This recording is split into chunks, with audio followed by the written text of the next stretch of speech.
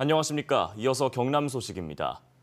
창원 도심대로와 인도 곳곳에서 땅 꺼짐 현상인 싱크홀이 생겨나고 있습니다. 땅속에 묻힌 40년 된 오수관이 파손된 건데 이 창원 곳곳에 이런 오수관이 묻혔지만 정확한 실태 파악도 안 되고 있습니다.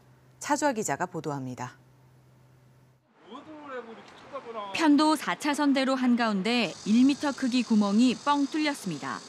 창원 도심대로에 생긴 땅 꺼짐 현상, 싱크홀입니다.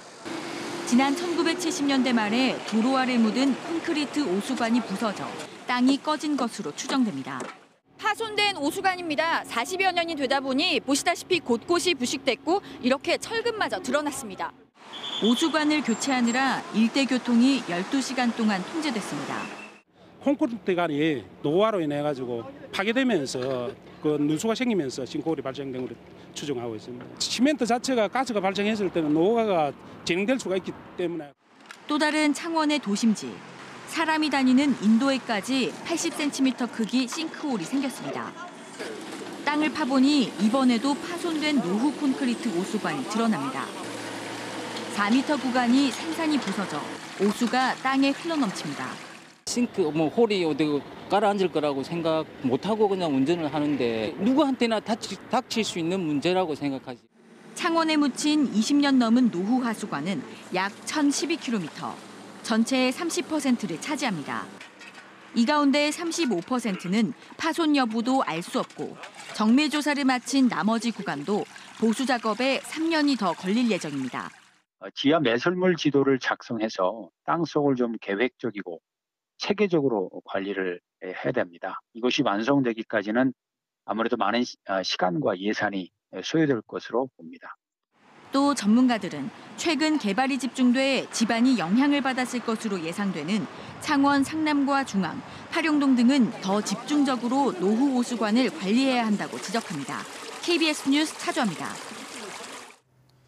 전국 시도교육청 가운데 5번째로 제정되는 경남 학생인권조례의 초안이 공개됐습니다. 학생 인권을 보호하는 긍정적인 내용을 담고 있는 반면에 이 성 정체성 문제 등 논란도 있어 제정까지는 갈등을 예고하고 있습니다. 천연수 기자의 보도입니다. 경남 학생인권조례는 박종훈 경상남도 교육감이 직접 발표했습니다. 4장 6절 51개 조항의 조례로 미래 인재를 육성하게 될 것이라며 중요성을 강조했습니다. 생동감 있는 문화로 만들어서 우리 교육이 학교가 미래로 나아갈 수 있도록 해야 되겠다는 것이 저는 첫 번째 이유입니다. 반발이 나오는 조항은 성교육과 교권 침해 우려 부분입니다. 16조 차별금지 조항, 학생의 성정체성과 성적 지향, 임신 또는 출산, 성관계 경험에 대해 차별받아서는 안 된다고 명시했습니다. 7조는 반성문 서약서를 강요하면 안 되고 대답을 요구할 경우 학생 인격을 존중해야 한다는 조항입니다.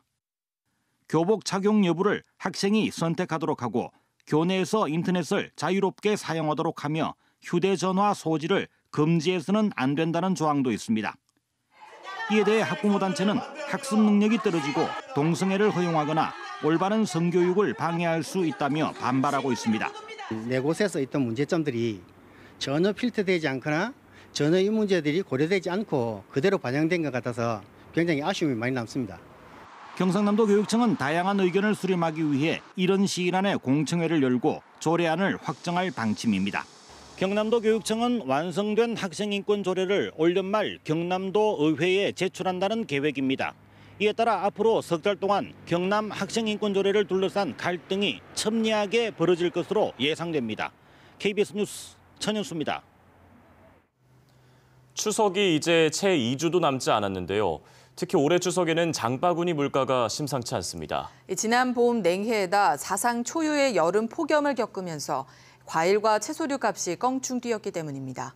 김계희 기자가 보도합니다. 추석 성수품이 진열된 대형마트. 일찌감치 추석 장보기에 나선 사람들로 북적입니다. 하지만 가격을 확인하고는 집어들기가 쉽지 않습니다. 배추 같은 것도 좀 비싸고 무도 비싼데 조금 줄여서 절반 정도 해가지고 하고 뭐 그런 수밖에 없지. 뭐 비싼 데를 조금 해야죠. 사과, 배 등 제수용 과일은 지난 봄 냉해 피해로 출하량이 줄어 가격이 20%가량 올랐습니다. 채소류는 폭염 등 기상이변과 병해충 등으로 물량이 달리면서 무는 지난해보다 70% 이상 올랐습니다. 제수용 신선식품 가운데 생선이 유일하게 가격이 떨어진 것으로 나타났습니다. 지난해 추석에 비해 올해 제수용 생선의 경우 어획량 증가와 비축 물량 증가로 인해 작년에 비해 16% 정도 가격이 하락할 것으로 전망되고 있습니다. 전통시장에서 장을 볼 경우 차례상 차림 비용으로 28개 품목에 23만 2천 원이 들 것으로 예상됐습니다. 채소류가 올라 지난해보다 전체 비용이 7% 상승했지만 대형 유통업체보다는 9만 원 정도 저렴합니다. 너무 올라갔고 이제 손님들 오시면 조금씩 갈라드리고 이제 또 막 손님들 저거 하면 많이 못 사가요. 너무 비싸서. 올 추석 차례상 비용 절감을 위해 오른 품목과 내린 품목의 적절한 배합은 물론 대형마트나 전통시장 등 구입처 선택의 지혜도 필요해 보입니다. KBS 뉴스 김계입니다. 승객이 버스에 치여 숨지는 사고가 잇따라도 대책을 세우지 않고 있는 진주 시외버스터미널 문제 보도해드렸는데요. 진주시는 오는 2021년까지 가호동의 복합터미널 신축을 추진하고 있지만 실제로 첫 단추도 끼우지 못한 데다 신임 진주시장의 입장도 논란이 되고 있습니다. 최세진 기자입니다. 3개월 만에 보행자 2명이 사망한 장대동 시외버스터미널. 진주시는 복잡하고 위험한 시외버스터미널과 고속터미널을 통합해 오는 2021년까지 가호동에 새 터미널을 짓기로 했습니다. 2년 전 민간업체와 협약을 맺고 2,300억 원을 투입해 멀티플렉스와 쇼핑몰 등이 들어서는 복합터미널을 신축하는 계획입니다. 하지만 2년이 지난 지금 아직도 첫 허가 절차인 도시개발구역 지정 문턱을 넘지 못하고 있습니다. 경상남도가 진주시의 보완을 요구하면서 1년 넘게 지체됐고 토지 보상 절차까지 남아 완공은 최소 2, 3년 늦어질 것으로 업계는 예상하고 있습니다. 도시개발 사업이라고 하는 거는 모든 사업이 다 그렇습니다. 일반 사업과 틀려가지고 보통 행정 절차 이행 기간이 2년에서 3년을 봐야 되는 겁니다.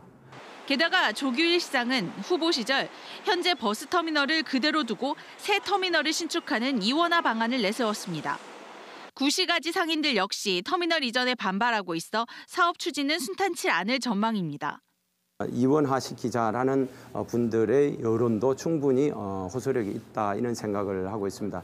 전체를 옮기든 혹은 전체를 현장에서 재건축을 하든 혹은 이원화를 시키든 시민들과의 충분한 의논을 거쳐가지고 복합터미널터는 2025년까지 추진되지 않으면 도시계획시설에서 해제되기 때문에 수건 사업이 자칫 무산되는 것은 아닌지 우려를 낳고 있습니다. KBS 뉴스 최세진입니다.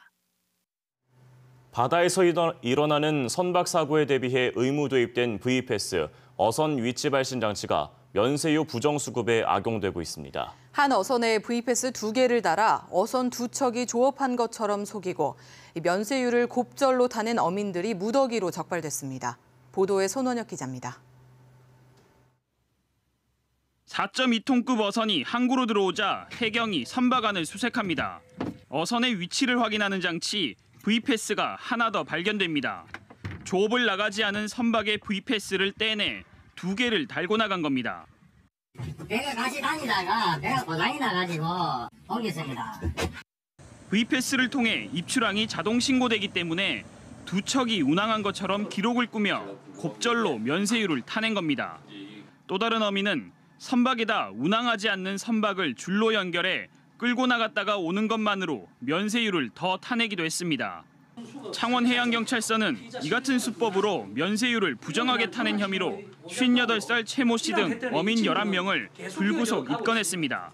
이들이 1년 반 동안 부정하게 타낸 면세 휘발유는 2만 6천 리터. 면세유를 공급하는 수협에서 실제 조업 여부까지 확인하지 않는 허점을 노렸습니다. 관리선 같은 경우는 전 실적이 나오는 게 아니잖아요. 나중에 이제 줘야 되는 입출항만 확인이 가능하면 면세유를 주게 되겠죠. 허위 조업 실적은 어업보상권 산정 자료로 활용되는 등 다양한 문제가 우려됩니다. 어권 보상에도 활용된다는 점을 악용했고 또한 이러한 자료들이 내년도에 면세유 수급 소요량을 증가시키고 선박 위치를 알려 사고에 대처하기 위한 V패스, 어선 위치 발신 장치가 조업 실적을 부풀려 면세유를 더 타내는 수단으로 악용되고 있습니다. KBS 뉴스 손원혁입니다.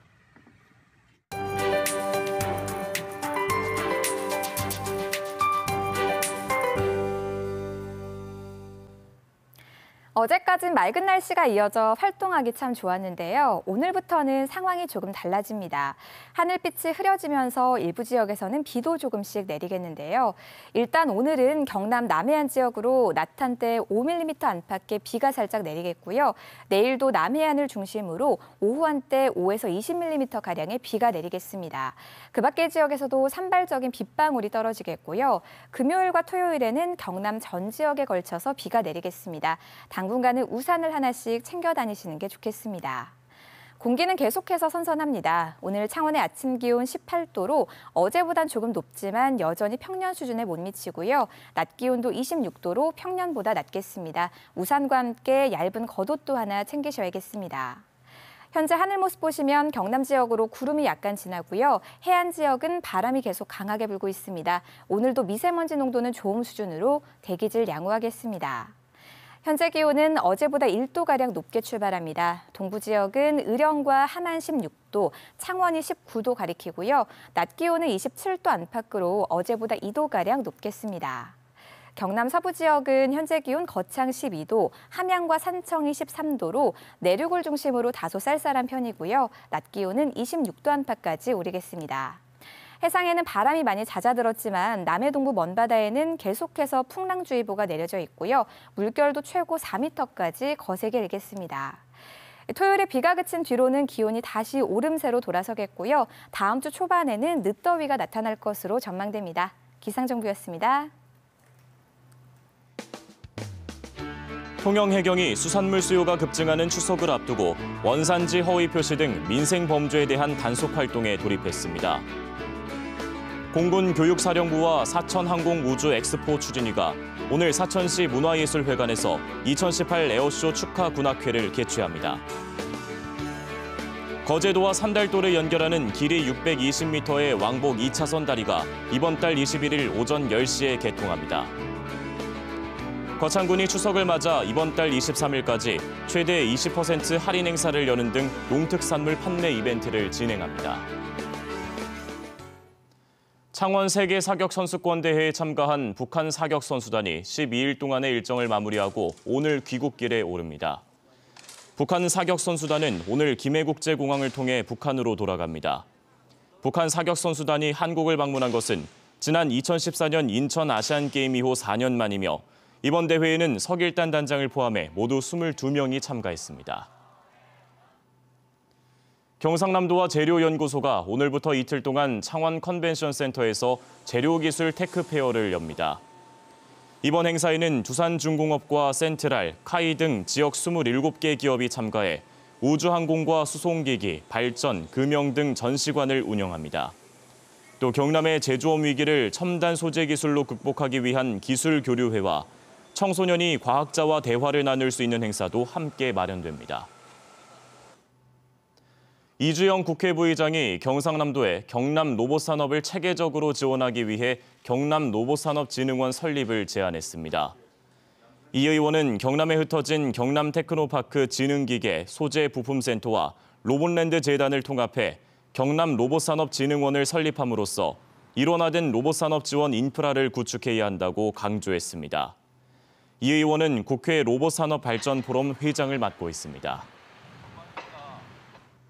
사천 남해 하동 석탄화력발전소 주민대책협의회는 석탄 화력발전소로 인한 주민 피해를 최소화하기 위해 공동행동을 펼치겠다고 말했습니다.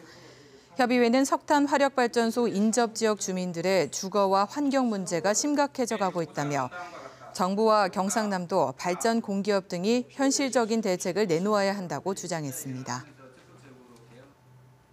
뉴스를 마칩니다. 시청해주신 여러분 고맙습니다.